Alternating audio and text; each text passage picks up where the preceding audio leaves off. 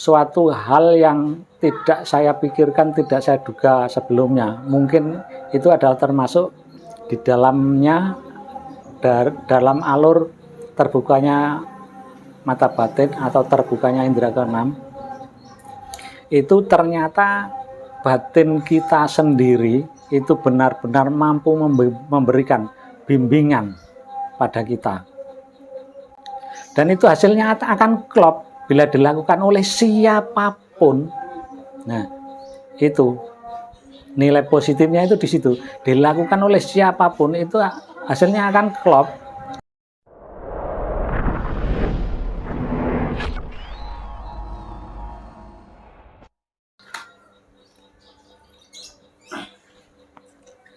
Bismillahirrahmanirrahim. Assalamualaikum warahmatullahi wabarakatuh. Siang ini saya kedatangan tamu dari teman saya, Mas Pujiono, yang mana pada hari ini melontarkan sebuah pertanyaan tentang indera keenam, dan akan saya jawab menurut versi saya sendiri. Kalau tahu mungkin ada ya sedikit campuran sebagai bahan pertimbangan dengan teori yang lain. Kalau menurut saya,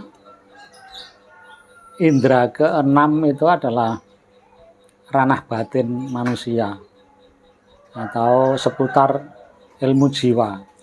Bisa dikatakan seputar ilmu jiwa atau ilmu tentang batin manusia. Jadi kalau menurut saya pribadi, indera keenam itu semua orang punya, bukan cuman beberapa orang saja yang punya, itu bukan. Kalau menurut beberapa orang itu ada yang mengatakan bahwa tidak semua orang punya indera keenam. Kalau menurut saya, semua di antara kita itu punya indera keenam, cuman tingkat kepekaan beda-beda. Nah, di situ yang membedakan tingkat kepekaan batin atau tingkat kepekaan jiwa kita itu yang berbeda-beda. Dalam hal ini memang antara yang dibiarkan secara natural dan diusahakan untuk orang lain mengatakan itu dibuka atau disingkap, itu memang sedikit ada perbedaan. Dalam hal ini kalau indera keenam kita singkap, kita buka, nah di situ akan ada proses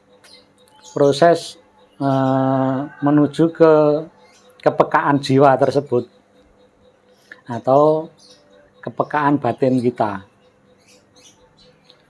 Nah, dengan kepekaan batin tersebut bukan terus serta-merta seperti yang diceritakan pada kebanyakan orang, bahwa orang yang sudah punya indera keenam itu bisa melihat lalebut, bisa melihat makhluk halus, bisa melihat genderuwo dan lain sebagainya. Nah, sementara ada yang tingkatan lebih tinggi secara alami itu orang-orang indigo atau anak-anak indigo itu memang punya kemampuan super dalam hal itu, yang dikatakan dia bisa meramalkan sesuatu yang belum terjadi atau bisa melihat masa depan. Tapi menurut saya toh itu bukan mutlak, sehingga ada kalanya itu setengahnya hoak. Memang enggak 100%, tapi 50%-nya bisa dikatakan itu hoak, karena tidak semuanya ramalan dia jitu, itu jelas. Tapi kalau indera keenam itu semua di antara kita itu punya, dan kalau kita singkap dengan usaha itu ada level kepekaannya, yaitu dengan jalan bermeditasi atau tirakatan, atau dengan jalan berpuasa, maka sedikit banyak indera keenam kita akan mulai proses dibuka. Nah, biasanya kalau ingin secara instan itu jenis tirakat atau jenis puasa yang kita lakukan itu sedikit agak ekstrim, bukan seperti puasa Ramadan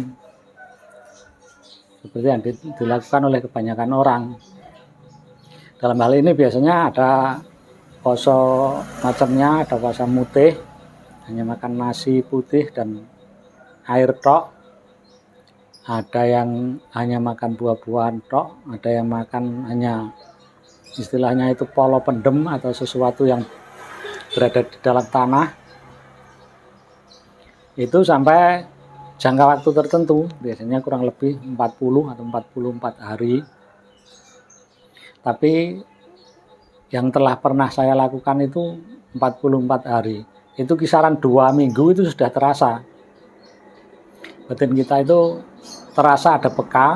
Nah, cuman ada sedikit negatifnya kalau indera kita telah terbuka, indera keenam telah terbuka, sensitivitas jiwa kita mulai berproses, maka kadang-kadang kita, orang Jawa bilang itu mbediding istilahnya dalam berperilaku karena takut salah. Nah, itu kadang-kadang kalau kita teruskan tanpa kita memperhitungkan atau mempertimbangkan dengan teori-teori yang lain, maka kita akan jadi orang yang pakewuh dalam kehidupan di masyarakat karena batin kita begitu peka. Ya, itu sedikit negatifnya kalau indera keenam kita porsir untuk kita buka, sehingga kadang-kadang kalau salah patrap kita jadi setengah stres karena itu hidup semacam ance-ance pucu eri, bau betiting begitu.